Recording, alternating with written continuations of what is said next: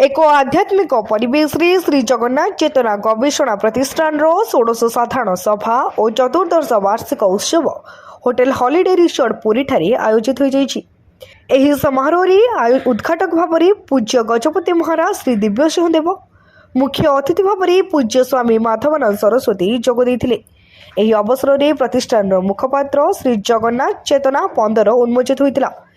ଏହି ଉତ୍ସବରେ ଶ୍ରୀ ଜଗନ୍ନାଥ ସଂସ୍କୃତ ବିଶ୍ୱବିଦ୍ୟାଳୟର ପ୍ରାକ୍ତନ ଧର୍ମଶାସ୍ତ୍ର ବିଭାଗଧ୍ୟକ୍ଷ ପ୍ରଖ୍ୟାତ ବିଦ୍ୱାନ ପ୍ରଫେସର ବ୍ରଜକିଶୋର ସ୍ୱାଇଁଙ୍କୁ ଜାତୀୟ ସ୍ତରୀୟ ଶ୍ରୀ ଜଗନ୍ନାଥ ଚେତନା ପ୍ରତିଭା ସମ୍ମାନ, ବିଶିଷ୍ଟ ଗବେଷକ ଡକ୍ଟର ଉମେଶ ଚନ୍ଦ୍ର ଛିନରାଙ୍କୁ ଜାତୀୟ ସ୍ତରୀୟ ଶ୍ରୀ ଜଗନ୍ନାଥ ଚେତନା ଗବେଷକ ସମ୍ମାନ, ଓଡ଼ିଶାର ପ୍ରଥୁତ ଯଶା ପ୍ରବାଚକ ଶ୍ରୀ ଜଗନ୍ନାଥ ଚେତନାର ଅନନ୍ୟ ପ୍ରସ୍ତରକ ଡାକ୍ତର ଆଶୁତୋଷ ପ୍ରସାଦ ମିଶ୍ରଙ୍କୁ ଜାତୀୟ ସ୍ତରୀୟ ଶ୍ରୀ ଜଗନ୍ନାଥ ଚେତନା ପ୍ରସ୍ପରକ ସମ୍ମାନ, ଶ୍ରୀ ଜଗନ୍ନାଥ ମନ୍ଦିର कलमपुर कलाहांडी और श्री जगन्नाथ मंदिर विशाखापाटना आंध्र को जातीय स्तरीय श्री जगन्नाथ चेतना संघटक सम्मान प्रदान कर श्री जगन्नाथ 5 जन सेवक और सेवक परिवार सदस्यों को चिकित्सा सहायता प्रदान कर सभापतित्व करथिले प्रतिष्ठान सभापति झांझपीठा मठर अध्यक्ष श्री सच्चिदानंद दास बाबाजी।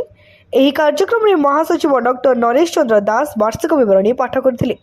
ଏହି ଅବସରରେ ଉଦ୍ଘାଟକ ପୂଜ୍ୟ ଗଜପତି ମହାରାଜ ନିଜ ବକ୍ତବ୍ୟରେ ପ୍ରତିଷ୍ଠାନ କାର୍ଯ୍ୟକୁ ଭୂୟସୀ ପ୍ରଶଂସା କରିବା ସହିତ ଶ୍ରୀ ଜଗନ୍ନାଥଙ୍କର ଉଦାର ଚେତନାକୁ ସାରା ବିଶ୍ୱବାସୀଙ୍କ ନିକଟରେ ପହଞ୍ଚାଇବା ନିମନ୍ତେ ଆଧ୍ୟାତ୍ମିକ ଅନୁଷ୍ଠାନଗୁଡ଼ିକ ଆଗଭର ହୋଇ କାର୍ଯ୍ୟ କରିବାକୁ ପରାମର୍ଶ ଦେଇଥିଲେ। मुख्य अतिथि श्री माधवानंद महाराज महाप्रभुଙ୍କର ଅନନ୍ୟ महिमा संपर्कରେ विशेष आलोचना करथिले।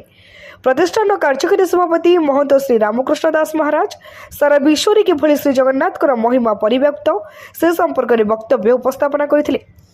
ଏହି ଉତ୍ସବରେ ଓଡ଼ିଶା ଓ ଭାରତ ବର୍ଷର ବିଭିନ୍ନ ରାଜ୍ୟରେ ଥିବା ପ୍ରତିଷ୍ଠାନ ଶତାଧିକ ସଦସ୍ୟା ଯୋଗ ଦେଇଥିଲେ। ଏହି କାର୍ଯ୍ୟକ୍ରମକୁ ସଂକଳନ କରିଥିଲେ ସଚିବ ଡକ୍ଟର ଅସିତ ମହାନ୍ତି।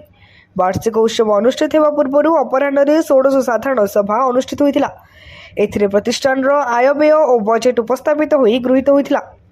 श्री संतोष कुमार पात्र, श्री रविनारायण सामंतराय, श्री सुदर्शन नायक, श्री असित महांती, डॉक्टर करुणाकर प्रधान, डॉक्टर देवप्रसाद दास, श्री हरेकृष्ण प्रतिहारी, श्री पूर्णचंद्र गोचिकर, श्री सूर्यनारायण महापात्र, श्री पूर्णचंद्र दास, श्री सूर्यनारायण महापात्र प्रमुख कार्यक्रम में सहयोग करथिले। चतुर्दश वार्षिक उत्सव एठारे अनुष्ठित होछि।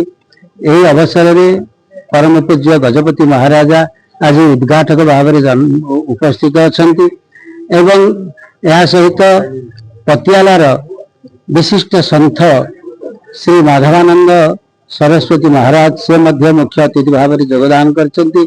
एतिसह आमर प्राय 800 प्रतिनिधि सेमानक मध्यरु शताधिक प्रतिनिधि एठारे अछंती एवं एही अवसर में श्री जगन्नाथ महाप्रभु का संपर्कित बहुत गभीर आलोचना करा जायछि एवं किभली भाव में श्री जगन्नाथ संस्कृति को विश्वव्यापी करा जाय परिबो से संपर्क में आजिर एही वार्षिक उत्सव रे अतिथि माने योगदान करी से संपर्क में आलोचना करिसंती। आज ओडिशार विशिष्ट 3 जन प्रतिभा को संवर्धित करा जायछि। पुरीरू रविनारायण जनांक सह निराकार महानक रिपोर्ट तीर्थक्षेत्र लाइव।